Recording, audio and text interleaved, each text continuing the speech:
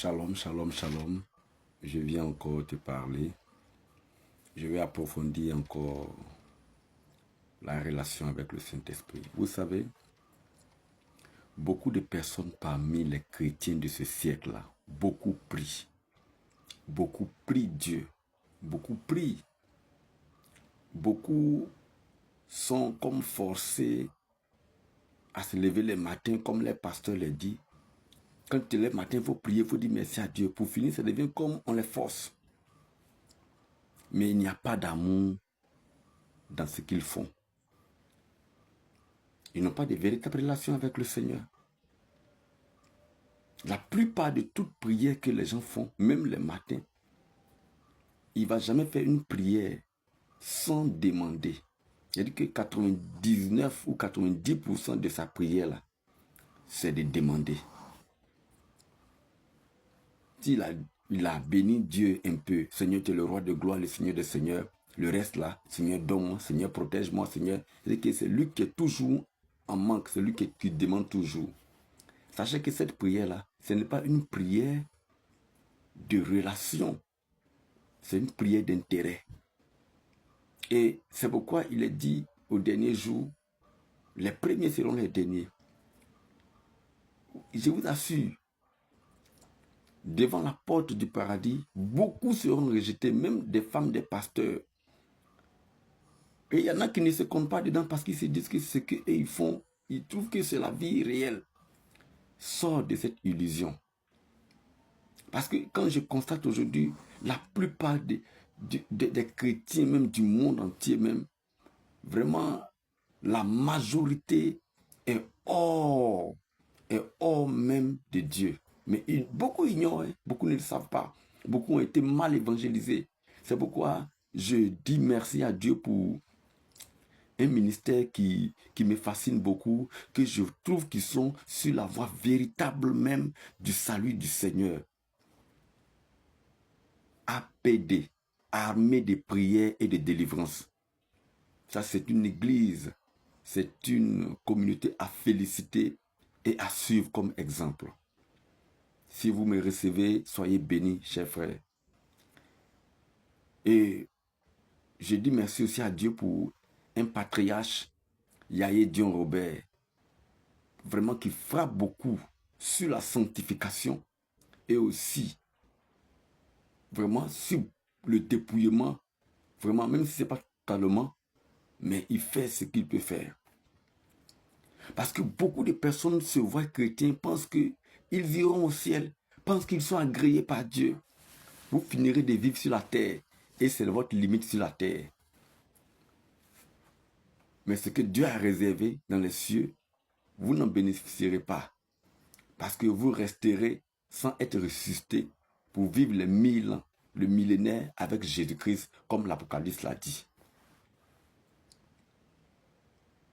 Et c'est pourquoi, si tu m'entends, commence par exécuter ce que je vais te dire. Paul lisait la Bible. La Bible déclare que c'était un érudit. Mais c'est le même Paul qui a écrit que la communication du Saint-Esprit soit avec vous. Parce que parfois, quand Paul voulait faire quelque chose, le Saint-Esprit lui parlait, lui disait, soit faites, soit ne faites pas. Mais est-ce que toi, tu prends le temps de communier avec le Saint-Esprit? Qu'est-ce que c'est qu'une relation même qu'est-ce que c'est qu'une relation avec le Saint-Esprit? On va sur la première base. La relation, c'est quoi? Dans la relation, il y a du donnant-donnant. Il y a toi et il y a moi. Il y a l'intérêt de nous deux. Mais la plupart de vous, les chrétiens de ce 21e siècle-là, vous êtes sur une base. Votre intérêt, point. Si vous avez dit merci à Dieu, vous avez reconnu qu'il est bon, qu'il est grand, c'est tout. Vous avez trop fait. Repentez-vous de cette vie de chrétienté. Et je me demande parmi vous, même les femmes des pasteurs, les femmes des hommes de Dieu, les hommes de Dieu, il y a d'autres hommes de Dieu, peut-être la plupart, les hommes de Dieu, vraiment, la plupart, il y a certains hommes de Dieu. Est-ce que vous demandez à Dieu quel est l'état de vos robes? Est-ce que vos robes sont lavées? Est-ce que là où vous êtes, si Jésus venait, vous allez monter. Mais pourquoi vous partez à l'église? Pourquoi vous vous dites que vous vivez la vie chrétienne? Dans la relation avec le Saint-Esprit, c'est pas que c'est une mince affaire ou dure, mais ça vient par un engagement de prendre des temps d'intimité avec lui. Ça peut être la nuit à tout moment.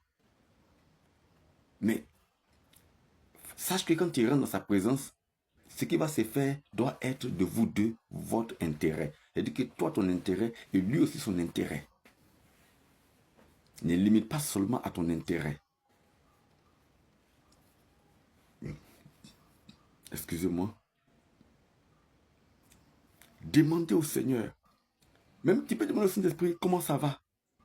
Tu peux lui demander, papa, comment ça va chez toi?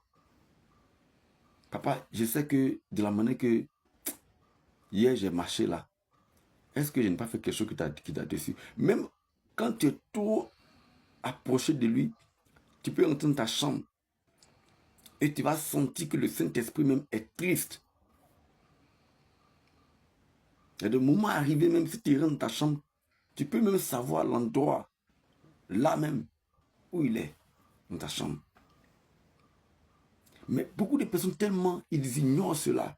Ils pensent que la vie chrétienne, c'est que vous vivez une vie chrétienne selon votre goût et non au goût du Saint-Esprit, ou non au goût de Dieu.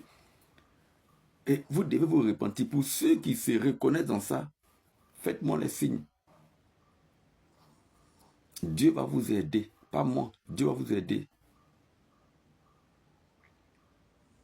Il est arrivé un moment où j'ai commencé à demander à Dieu, Seigneur, est-ce que si je meurs de suite là, je vais aller vers toi? Parce que le cas de mon salut me préoccupe, que toute chose sur la terre. Est-ce que c'est le cas pour toi? C'est ça. Dieu attire chacun de nous. Dieu nous a attiré beaucoup de personnes par... Chacun a son point de contact où Dieu l'a attiré. D'autres, c'est par maladie. D'autres, c'est par problème de prison. D'autres, c'est par célibat chronique. D'autres, c'est à cause de la mort venait frapper. Et tu t'es retrouvé dans la maison de Dieu. Mais maintenant, quand tu t'es retrouvé, quel est l'essentiel qu'on t'a enseigné? La base, c'est ton salut. Et quand maintenant, tu es au courant de cela, fais de cela ta priorité. Et pour réussir dans cette voie, il faudra être au pied de celui-là même qui sauve, Jésus. Et puisque Jésus a laissé le Saint-Esprit ici, avec nous, c'est à lui que nous devons nous adresser. Et c'est lui qui peut nous parler. Et quand on va dans sa présence, on va de sorte qu'il y ait du gagnant-gagnant chacun de notre part. Tu peux lui demander, qu'est-ce qu'il pense de la vie que toi tu mènes? Quelles sont les choses que tu fais qui ne lui plaisent pas? Oui, c'est pas forcément que tu vois. Oui, dans la Bible c'est écrit, mais vous-même vous êtes paresseux pour lire votre Bible. Même parfois tu vas voir que c'est écrit noir sur blanc, mais demain tu t'en fais encore. Mais pourtant, quand le Saint-Esprit se révèle à toi, qu'il te dit ce que tu as fait en pas plus, même si c'est un songe qu'il est fâché, il y a une crainte qui va venir en toi. Tu as peur de refaire encore parce qu'il s'est adressé à toi, il t'a parlé. Mais c'est parce que tu es rentré dans une intimité avec lui. Donc, il est très important de revoir votre position avec le Seigneur avant qu'il ne soit trop tard. Revoyez votre position. Pour ceux qui ont perdu l'intimité avec le Seigneur, faites-moi signe. Pour ceux qui veulent retrouver l'intimité avec Dieu, faites-moi signe. Pour ceux à qui Dieu commence à parler un peu déjà, gloire à Dieu. Mais enfoncé, mais ça va se voir. Quand Dieu te parle, ça se voit sur ton allure, ça se voit par les fruits. Beaucoup de femmes disent que Dieu les parle, mais quand tu les regardes, on dirait, ils sont loin de Dieu. Donc, revoyez votre relation avec le Seigneur. Et pour tous ceux qui n'ont pas bien compris cela, qui veulent comprendre dans la profondeur, faites-moi des signes. Que Dieu vous bénisse.